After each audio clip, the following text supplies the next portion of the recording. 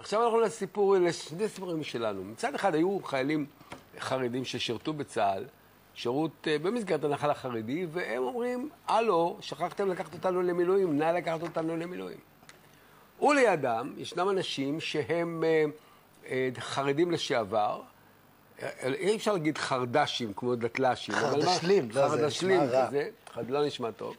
והם היו חרדים, עכשיו הם רוצים להגיש תביעה נגד המדינה ולהגיד לה, הלו, מדינה, את שכחת ללמד אותנו אנגלית, את שכחת ללמד אותנו מתמטיקה, את שכחת ללמד אותנו ספרות חילונית, את גרמת לנו לפיגור ביכולת שלנו להתמודד עם האחרים, נא לפצות אותנו.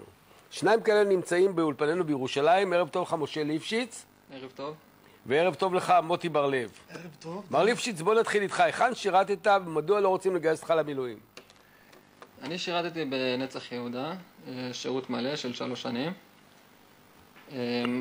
הסיבה שלא נותנים לי לשרת במילואים היא משום שתפוצת המילואים בגדוד שהוקם לפני כשנה, שקוראים לו נצח ישראל, הוא מלא.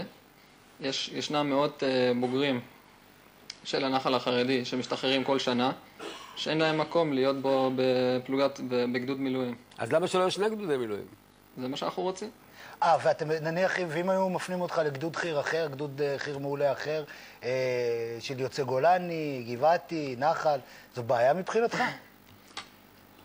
ישנם המון בוגרים שמסופחים ליחידות אחרות של מילואים. הם מעדיפים להיות בגדוד מילואים, שיהיה לו את התנאים שיש לנצח יהודה, שזה כשרות למהדרין, שירות ללא בנות. והם רוצים את התנאים שהיה להם בשירות הסדיר, והם מעוניינים שיהיה להם את זה גם בגדוד מילואים. ולכן אנחנו רוצים שיהיה גדוד מילואים נוסף, שייתן לנו את מה שנתן לנו בשירות הסדיר. תשמע, אגב, דובר צה"ל אומר לנו באמת שהוקם גדוד מילואים אחד שהוא הגיע לתפוסה של 150%. זה מראה יפה, קודם כל הכבוד להם. שאומרת שהולכים 100 צווים, מגיעים 150 איש. מה זה? אני לא מבין מה זה 150, אבל כנראה... כי תמיד מגייסים יותר, וכולם מגיעים. זה מראה שזה בסדר.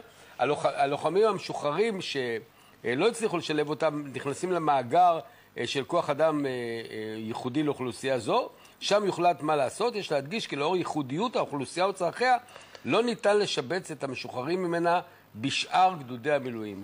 זה בעצם העמדה שלך גם כן, נכון משה ליפשיץ? נכון. כרגע באמת... קיצור, אתם רוצים עוד גדוד, אבל אתה יודע שחייל חרדי עולה לצה"ל פי 6 מחייל חילוני? קודם כל זה משתלם למדינה אחר כך, וזה משתלם לכולנו. הכסף זה לא הכל בחיים.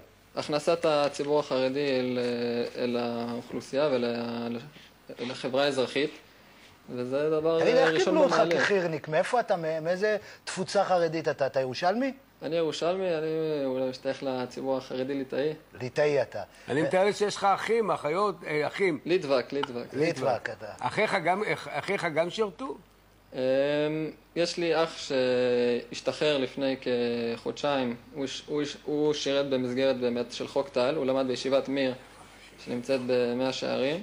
הוא החליט להתגייס באמת לפני כשנה ו4, שירת את השירות הסדיר. וכרגע הוא גם באמת חזר לישיבה, והוא לומד כרגע היום בישיבת מיר.